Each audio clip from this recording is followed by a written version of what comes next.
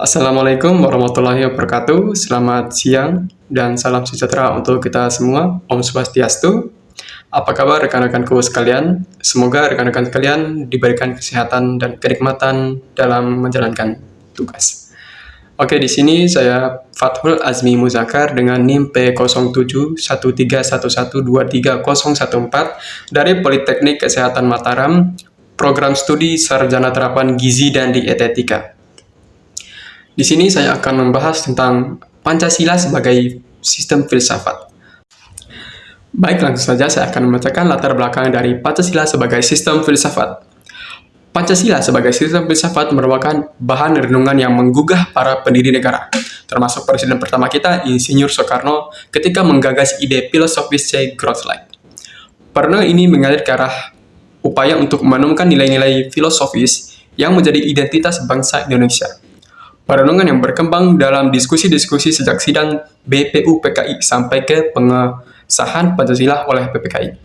Termasuk salah satu momentum untuk menemukan Pancasila sebagai sistem filsafat. Oke, selanjutnya kita akan menuju ke pengertian filsafat. Filsafat berasal dari bahasa Yunani yang berarti philosophia, yang tersusun dari kata philos yang berarti cinta atau philia yang berarti persahabatan, dan kata sophos berarti kebijaksanaan.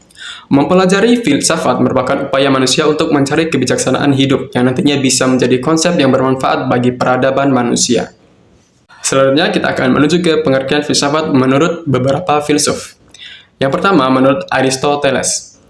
Aristoteles mengatakan filsafat adalah ilmu pengetahuan yang meliputi kebenaran, yang di dalamnya terkandung ilmu-ilmu metafisika, logika, retorika, etika, ekonomi, politik, dan estetika.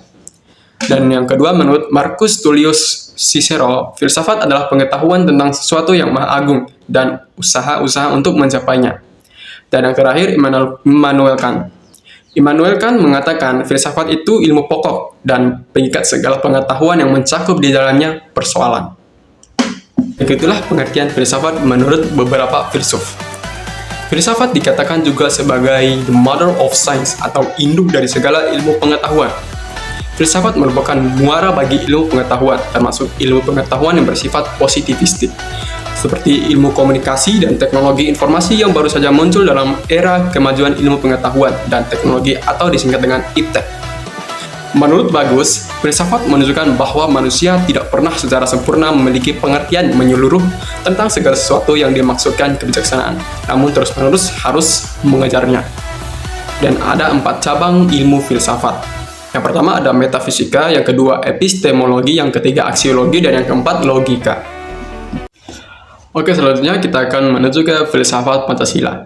Filsafat Pancasila adalah hasil berpikir yang sedalam-dalamnya dan bangsa Indonesia yang diyakini sebagai kenyataan yang paling sesuai dengan kehidupan dan kepribadian bangsa Indonesia. Jadi, Pancasila memiliki sistem filsafat karena nilai-nilai sila yang ada di dalamnya tersusun secara sistematis dan hierarkis. Dengan kata lain, kelima sila dalam Pancasila menggambarkan rangkaian bertingkat, di mana sistem filsafat tersebut terdapat hakikat-hakikat sila-sila Pancasila yang berkaitan satu sama lain dan merupakan satu kesatuan yang saling berhubungan, saling bekerja sama guna mencapai tujuan dan cita-cita bangsa sesuai isi dari pembukaan Undang-Undang Dasar 1945 alinea keempat.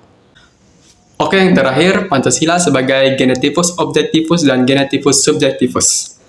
Pancasila sebagai genetivus objektivus artinya nilai-nilai Pancasila dijadikan sebagai objek yang dicari landasan filosofinya berdasarkan sistem-sistem dan cabang-cabang filsafat yang berkembang di Barat. Misalnya, Noto Nagoro menganalisa nilai-nilai Pancasila berdasarkan pendekatan substansialistik filsafat Aristoteles sebagaimana yang terdapat dalam karyanya yang berjudul Pancasila Ilmiah Populer. Lalu, Pancasila sebagai genetivus subjektivus. Artinya, nilai-nilai Pancasila dipergunakan untuk mengkritisi berbagai aliran filsafat yang berkembang, baik untuk menemukan hal-hal yang sesuai dengan nilai-nilai Pancasila, maupun untuk melihat nilai-nilai yang tidak sesuai dengan Pancasila. Baik, mungkin itu saja topik yang saya bawakan tentang Pancasila sebagai sistem filsafat. Adapun kesimpulannya, yaitu Pancasila memiliki nilai-nilai yang sangat bermakna dan memiliki hubungan dengan filsafat, yang dimana nilai-nilai Pancasila sangat berhubungan dan memiliki tujuan yang sama, seperti pada alinea keempat pembukaan Undang-Undang Dasar 1945 untuk meraih cita-cita bangsa. Terima kasih. Apabila ada kekurangan dan kelebihan, saya mohon maaf. Saya Fatul Azim Mutakar. Wassalamualaikum warahmatullahi wabarakatuh.